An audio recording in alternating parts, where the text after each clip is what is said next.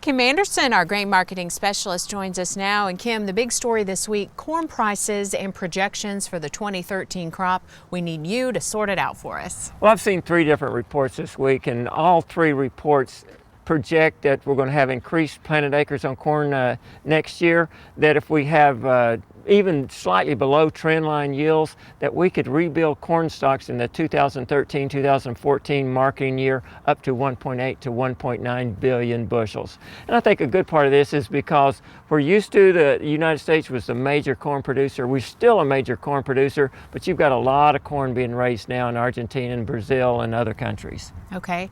Now, of course, we want to talk about wheat prices and the latest there. Well, wheat prices continue to wallow around with that December contract in that sideways pattern between $8.69 and $9.57. Like we talked about last week, we did move into the upper half of that. Corn is moving in a sideways pattern from $7.32 to $7.76 on the December contract on Chicago. And then, of course, the July contract on wheat, which a lot of producers are watching, it broke the $9 resistance, and it's got resistance at $9.15. Okay.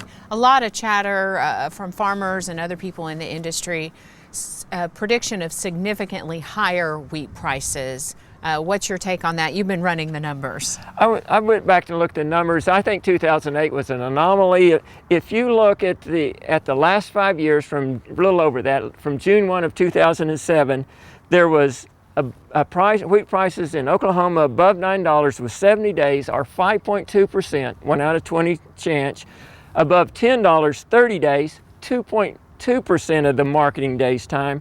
Above $11, 15 days, 1.1%, and above $12, 3 days, 0.2%. In other words, prices, they could go higher. The odds are just against prices going above $10, and really against them going above 12. Okay.